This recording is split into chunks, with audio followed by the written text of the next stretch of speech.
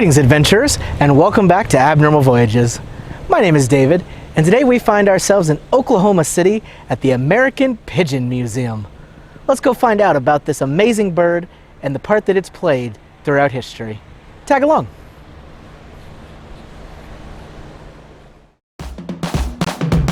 We're going to a place that you've never heard of before. It's Abnormal Voyages. You're gonna learn something new. We're gonna open new doors. It's Abnormal Voyages.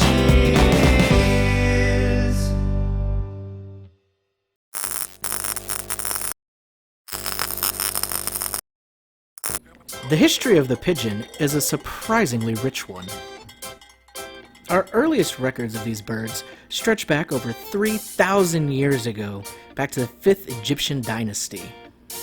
There's also indicators of them from Julius Caesar, who used them primarily for communication among his vast armies, and the Crusades, who also utilized their abilities to get messages to the front lines.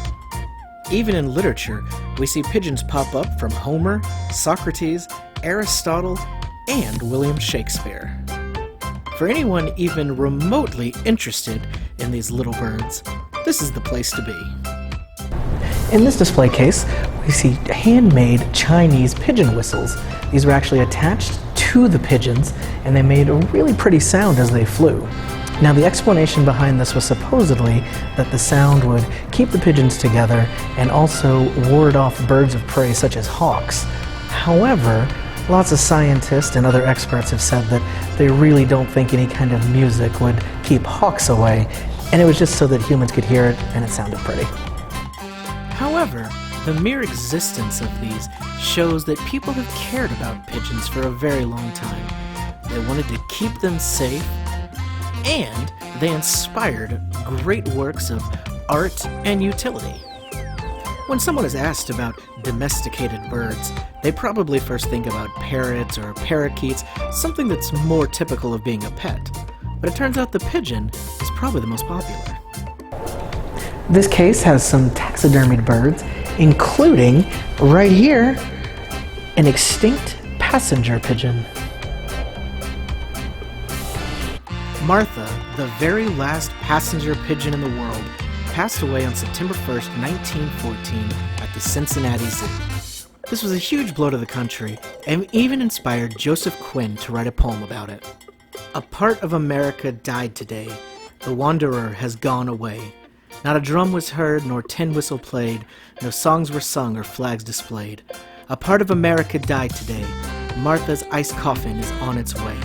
In the battle for survival, Ectopistes failed the test, and the forest that had flocked in fell with it to its rest. A part of America died today, a pigeon of sport and fashion.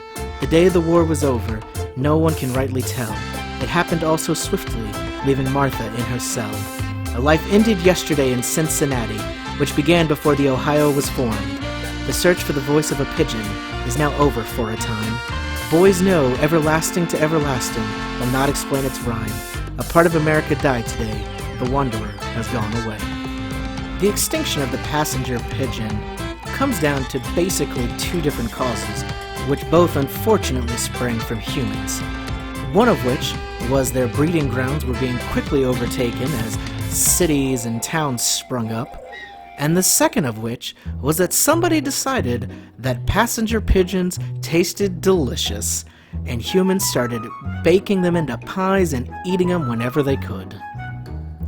Due to these factors, just like the dodo bird before it, the passenger pigeon no longer exists. Though extinction is always a very sad story and something that we hope to avoid, there are, luckily, plenty of other pigeon variants out there.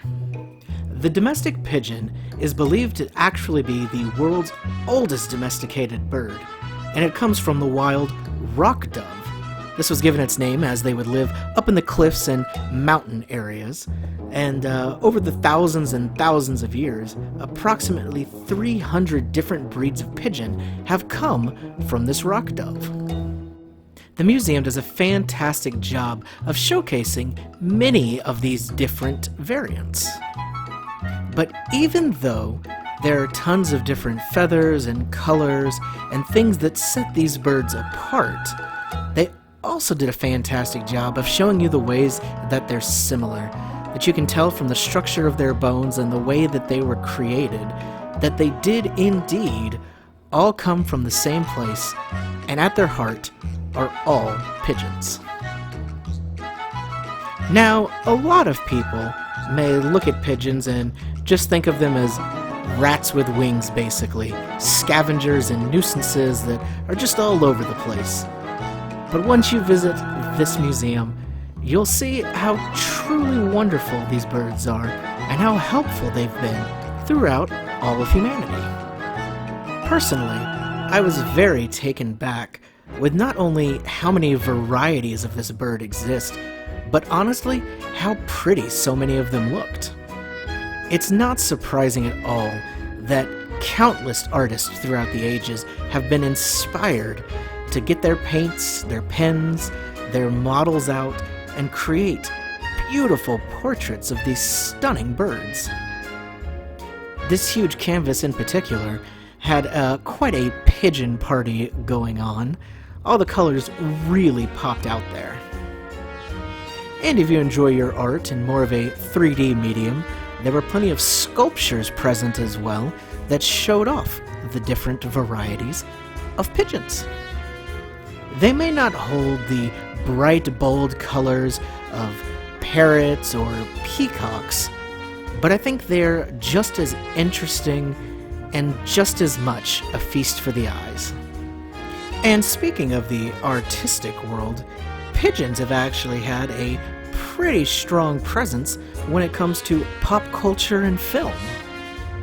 Being such a relatable and familiar bird that everybody knows about, it's a pretty easy one to slot into stories and sometimes even build the entire narrative off of the pigeon. With such a long history, there truly is a very deep well to dig from when it comes to stories involving these birds. Again, they may not be the fanciest and flashiest out there, but slowly, pigeons are beginning to get their due, and pop culture is no exception. Though you may not think it, pigeons actually played an important part in war. Possibly one of the most influential places that you'll find pigeons in history was on the battlefields. Specifically, World War I and World War II were truly the rise of the homing pigeon.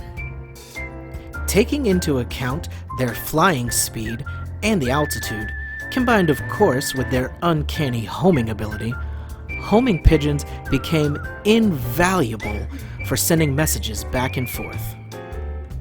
Unlike radio messages or other methods, these were very unlikely to get intercepted by the enemy.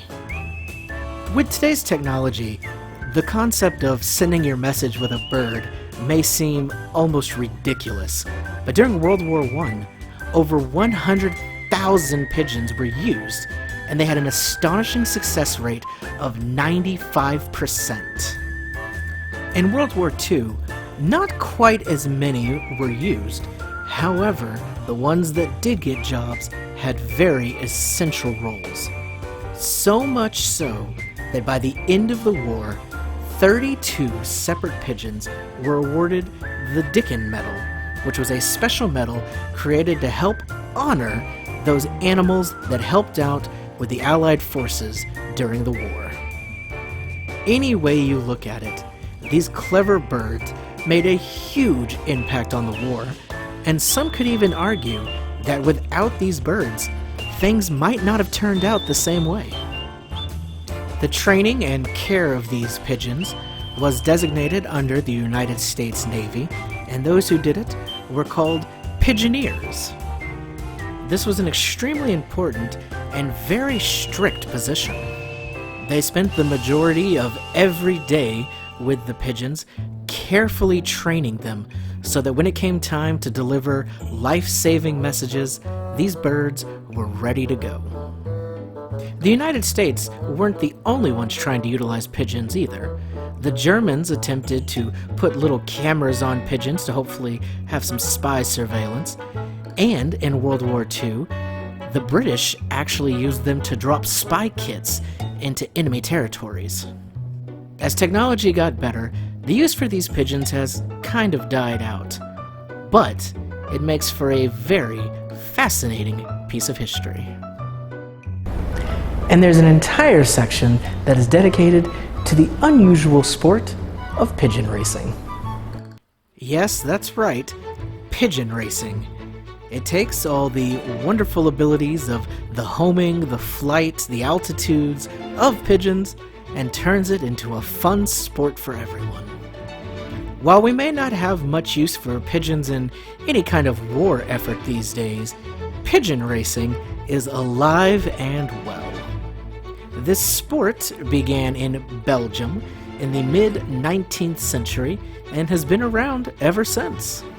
Specially trained pigeons are given little rings around their legs, and then they're off on the course, and the times that they hit certain points is recorded, and whichever pigeon is the fastest is the winner. And before you write it off as something completely ridiculous, pigeons can actually fly further and faster at more impressive speeds than racehorses. A racing bird can cover distances at an average speed of 50 miles per hour, or even up to 70 or 80 if there's a good tailwind. As a matter of fact, some of the very fastest racing pigeons have been recorded to hit 110 miles per hour. That's faster than a cheetah. The stamina of birds is pretty crazy as well. Not only are they going really fast, but some of the marathon races, they'll fly over 700 miles to complete the course. As with any animal that's bred for a sport like this, it's a very long and difficult training process to really hit that peak performance. But if you manage to get a great racing bird, it is well worth it. Pigeon enthusiasts, known as fanciers, will pay a pretty penny for a prime racing pigeon. In fact, the most expensive pigeon ever sold was named New Kim, and it was purchased for $1.9 million by a bidder in China.